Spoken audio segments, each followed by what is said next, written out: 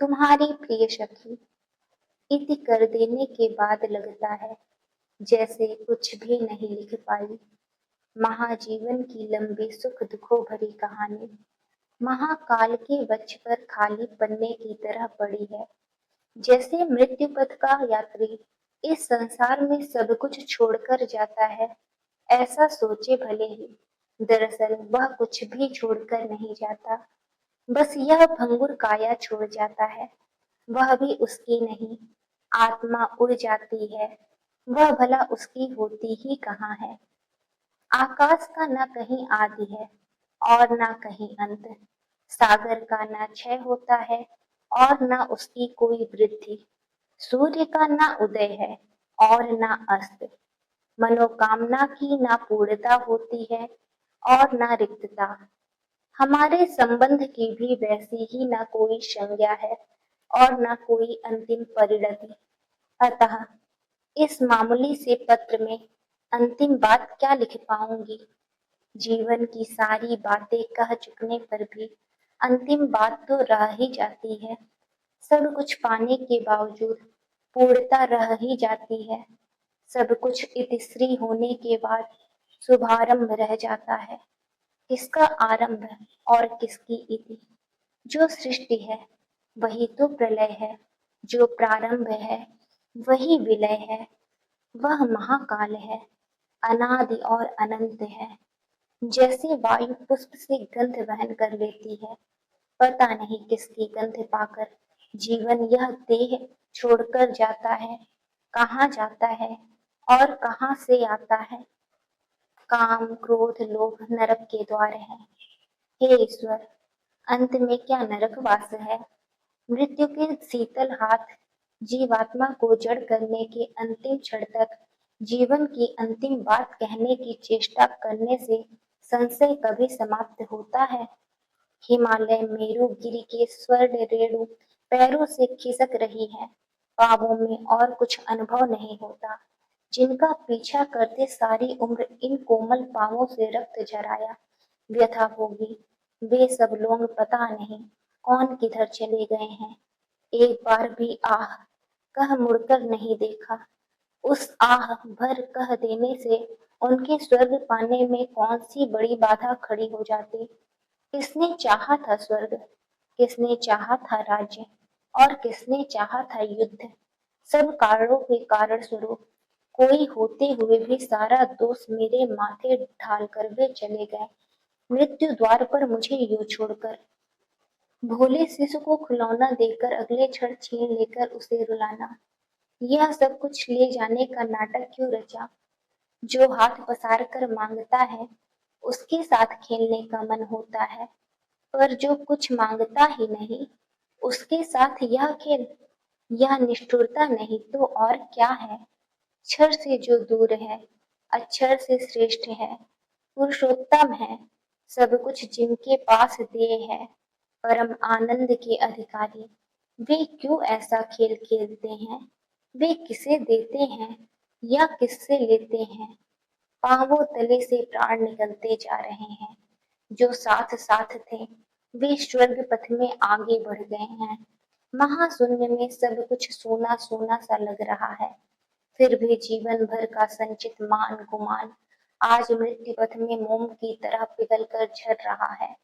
प्रश्न पर प्रश्न हृदय तट से टकरा रहे हैं, फिर भी अंतिम बात कही नहीं जा सकती। चिट्ठी की इतिश्री हो चुकी है। मृत्यु पथ में पल पल आगे सरकती जा रही हूँ।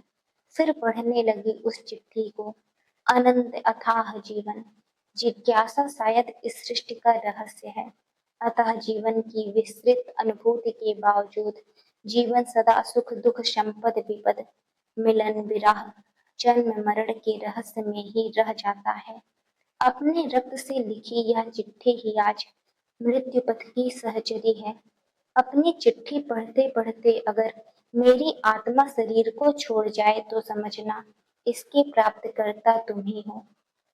प्रिय सखा गोविंद, हे पुरुष श्रेष्ठ कृष्ण, हे मधुसूदन, कृष्णा का प्रणाम। जीवन का सारा मान और अभियोग आज अंतिम क्षणों में रखे दे रही हूँ। जीवन में अफसोस रह जाएगा। धर्म की रक्षा के लिए जीवन भर कितनी यातनाएं नहीं सही। सोचा था पतिव्रत के कारण और अपने धर्माचरण के बल पर पति संग स्वर्ग जा सकूंगी, पर गिरिराज हिमालय के पाद देश की स्वर्ण रेड़ छूते छूते ही पांव फिसल गए। मैं गिर पड़ी। पांचों पतियों ने मुड़कर भी नहीं देखा, वरन धर्मराज युधिष्ठिर ने प्रेम से कहा, मुड़कर न देखो, आगे आ जाओ। उनकी यही बात मेरे हृदय को टूक टूक कर गई। सोचा कितना झूठा है यह पति पत्नी का संबंध। स्नेह, प्रेम, त्याग और उत्सर्ग।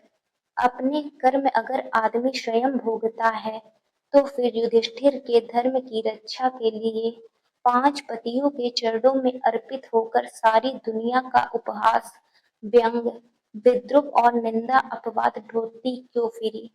द्वापर युग शेष होने जा रहा है। अभिमन्यु पुत्र परीक्षित का जिस दिन हस्तिनापुर की गद्दी पर अभिषेक हुआ, उसी दिन से कलयुग का प्रारंभ होता है। कहते हैं मेरा नाम पंचसती में गिना जाएगा। उसे देखकर कलयुग के नर नारी विद्रूप कर हंसेंगे, कहेंगे पंचपति वरण कर द्रौपदी अगर सती हो सकी, तो फिर एक पतिव्रत पालन की क्या आवश्यकता। बहुपति वरण कर वे कलयुग में सती क्यों नहीं होंगी।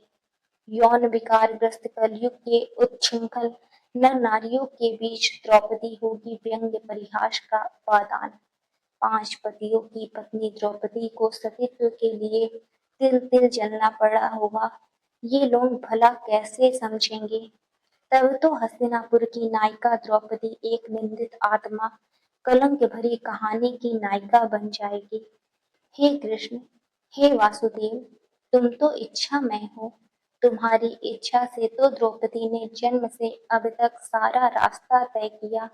तुम्हारी इच्छा पर द्रौपदी की पलकें खुली हैं, झपकी हैं, सांस आती जाती रही है, तो उसकी निंदा प्रशंसा में क्या तुम्हारा कुछ भी भाग नहीं।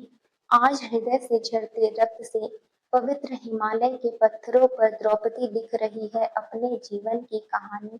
कभी तुम विपन्न धरती का उद्धार करने हिमालय की राह से पृथ्वी पर अवतरित होगे। उस दिन अमिट अक्षरों से लिखी रक्त सनी आत्मकथा पढ़ोगे। आह शब्द द्रौपदी के लिए निकलेगा।